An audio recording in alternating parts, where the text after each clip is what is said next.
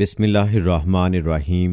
السلام علیکم۔ مکتب ٹی وی دیکھنے والوں کو راؤ قمر رضوان نئی ویڈیو میں خوش آمدید کہتا ہے۔ دوستو، حضرت ام سلمہ رضی اللہ تعالی عنہا فرماتی ہیں کہ جب ابو سلمہ رضی اللہ تعالی عنہ کی آنکھیں موت کے وقت پتھرا گئیں تو رسول اللہ صلی اللہ علیہ وآلہ وسلم تشریف لائے اور اپنے ہاتھ سے ان کی آنکھیں بند کی اور پھر فرمایا کہ جب روح قبض کی جاتی ہے تو اس کی بینائی بھی روح کے ساتھ چلی جاتی ہے۔ ابو سلمہ رضی اللہ تعالی عنہ کے گھر والے یہ سن کر سمجھ گئے کہ حضرت ابو سلمہ رضی اللہ تعالی عنہ کا انتقال ہو گیا ہے اور وہ رونے لگے۔ آپ صلی اللہ علیہ وآلہ وسلم نے فرمایا، اپنے نفسوں پر بھلائی کے سوا اور کوئی دعا نہ کرو، اس لیے کہ اس وقت جو کچھ تمہاری زبان سے نکلتا ہے فرشتے اس پر آمین کہتے ہیں۔ اس کے بعد آپ صلی اللہ علیہ وآلہ وسلم نے فرمایا، اے اللہ، ابو سلمہ کو بخش دے اور ان کا مرتبہ بلند فرما کر ان لوگوں میں ان کو شامل فرما دے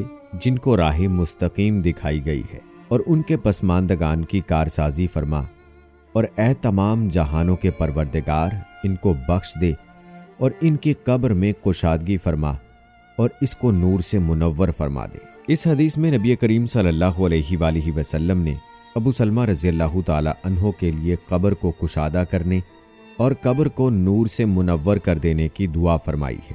دوستو، ثابت ہوا کہ مومن کی قبر کو اللہ تعالیٰ نور سے منور فرماتا ہے اور کافر یا منافق کی قبر ظلمت سے بھر دی جاتی ہے اور اسے تنگ کر دیا جاتا ہے۔ مرنے سے پہلے انسان کو سب سے پہلے قبر کے مراحل سے گزرنا پڑتا ہے، اسی لیے نبی پاک صلی اللہ علیہ وآلہ وسلم نے اس کے خوفناک، خطرناک اور سخت حالات سے امت کو آگاہ فرمایا ہے۔ اسی لیے آپ صلی اللہ علیہ وآلہ وسلم نے فرمایا، اگر مجھے اس بات کا ڈر نہ ہوتا کہ تم مردے ہی دفن کرنا چھوڑ دو گے تو میں اللہ تعالیٰ سے دعا کرتا کہ وہ تمہیں بھی عذاب قبر سنا دے جس طرح کہ میں سنتا ہوں۔ صحابہ کرام رضوان اللہ اجمعین بھی قبر کے تصور سے لرزہ براندام رہتے تھے۔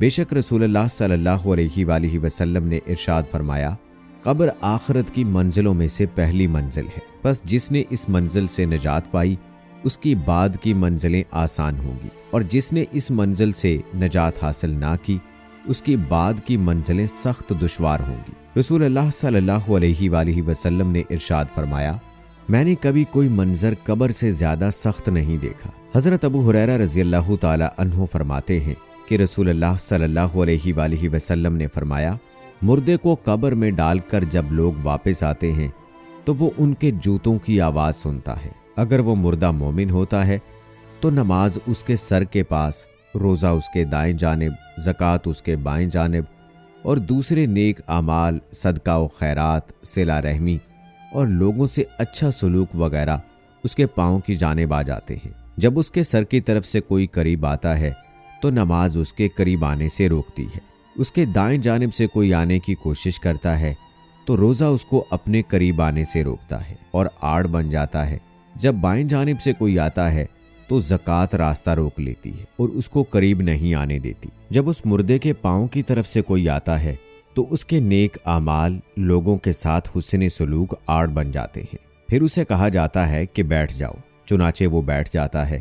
اس کو سورج ایسے دکھائی دیتا ہے جیسے غروب ہونے کو ہے۔ پھر اس سے کہا جاتا ہے کہ تم اس شخص کے بارے میں جو تم میں مبعوث ہوا تھا کیا کہتے ہو، اس کے متعلق کیا گواہی دیتے ہو؟ وہ کہتا ہے، مجھے ذرا نماز پڑھ لینے دو۔ اسے کہا جاتا ہے کہ تم عنقریب یہ کام کر لو گے، پہلے اس سوال کا جواب تو دو کہ تم اس شخص کے بارے میں جو تم میں مبعوث ہوا تھا کیا کہتے ہو اور کیا گواہی دیتے ہو؟ وہ کہے گا، یہ محمد صلی اللہ علیہ وآلہ وسلم ہے، اور میں گواہی دیتا ہوں کہ وہ اللہ کے رسول ہیں، اللہ تعالیٰ کے پاس سے دین حق لے کر آئے۔ اس سے کہا جائے گا کہ اسی بات پر تم زندہ رہے اور اسی پر تمہاری موت آئی، اور انشاءاللہ اسی پر تم زندہ کر کے اٹھائے جاؤ گے۔ اس کے بعد اس کے لیے جنت کا دروازہ کھولا جاتا ہے جس کو دیکھ کر اس کی خوشی میں اضافہ ہو جاتا ہے۔ پھر اس کے سامنے دوزخ کا دروازہ کھولا جاتا ہے اور اس کو کہا جاتا ہے کہ اگر تو نافرمانی کرتا تو دوزخ میں تیرا ٹھکانہ اللہ نے یہ تیار کیا تھا۔ اس کو دیکھ کر اس کی خوشی اور رشک میں اضافہ ہو جاتا ہے اور اس کے لیے قبر 70 ہاتھ کشادہ کر دی جاتی ہے اور منور کر دی جاتی ہے، اور دوبارہ اس کا جسم پہلی حالت میں لوٹا دیا جاتا ہے اور اس کی روح کو عمدہ اور پاکیزہ خوشبو میں رکھ دیا جاتا ہے यानी उन परिंदों के पेट में जो जन्नत के दरख्तों पर चरते फिरते हैं। इस आयत मुबारका का यही मफहूम है। फरमाया कि काफरों का ये हाल होता है कि जब कोई उनके सर की तरफ आता है तो वहाँ कुछ भी नहीं होता, बाएं जानिब से आता है तो उस तरफ भी कोई चीज़ मौजूद नहीं होती, उसके पाँव की जानिब से आता है तो उस जानिब भी कुछ नहीं होता।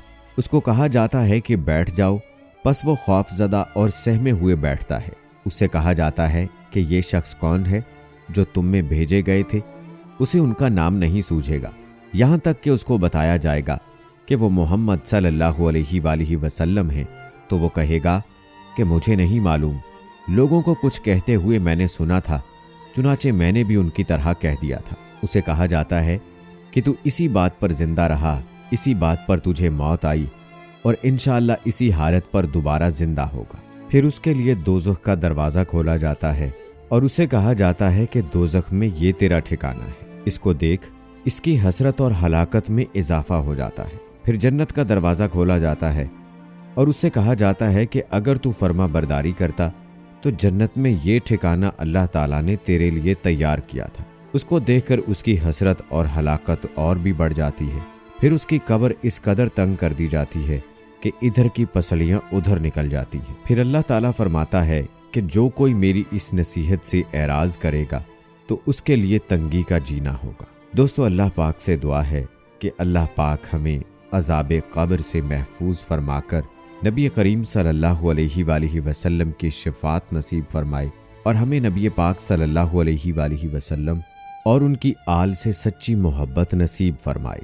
आमीन या रब्बुल आलमीन।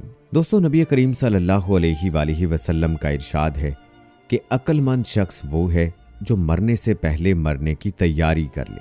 लेकिन दोस्तों, बड़े अफसोस से ये बात कहना पड़ती है कि आज हम इसको अक्लमंद कहते हैं जो दुनिया में नाम पैदा कर ले, ज्यादा दौलत कमा ले, बैंक बैलेंस बना ले और आखिरत की हमें परवाह ही नहीं है। हमारी आने वाली मनाजिल की हमें परवाह ही नहीं कि हमने एक दिन इस दुनिया को छोड़कर अल्लाह के हजूर जाना है, हमने मौत का सामना करना है और हमने एक दिन कब्र में जाना है और इन सवालों का जवाब देना है। दोस्तों, हमें चाहिए कि दुनिया के काम कारोबार के साथ साथ हम अपनी आखिरत की फिक्र करें और हम अपनी कब्र की तैयारी करें। याद रहे कि नबी करीम सल्लल्लाहु अलैहि वसल्लम की हदीस का मफहूम है कि कब्र को मट्टी का ढेर न समझो, ये या तो जन्नत का बाग होती है या जहन्नम का गड्ढा। और दोस्तों, हज़रत उस्मान गनी रज़ी अल्लाह ताला अन्हो के बारे में रिवायत किया जाता है कि जब आप रज़ी अल्लाह ताला अन्हो का गुज़र कब्र पर होता तो इतना रोते कि आपकी रेश मुबारक तर हो जाती। किसी ने पूछा कि आप जहन्नम के तज़किरे पर इतना नहीं रोते जितना कब्र के सामने आ जाने पर रोते हैं, तो फरमाया कि कब्र आखिरत की पहली मंजिल है, जो इसमें कामयाब हो गया वो आने वाली मनाजिल में कामयाब है और जो यहाँ नाकाम हो गया वो आने वाली मनाजिल में भी नाकाम है। दोस्तों, अब खुद ही सोच ले कि हमें कब्र की कितनी फिक्र करने की ज़रूरत है। अल्लाह से दुआ है अल्लाह पाक हमारे लिए कब्र की मंजिल को आसान बना दे। आमीन। ये थी हमारी आज की वीडियो, इसे अपने प्यारों के साथ भी ज़रूर शेयर कीजिएगा। मिलते हैं अगली वीडियो में, तब तक के लिए अल्लाह हाफिज़।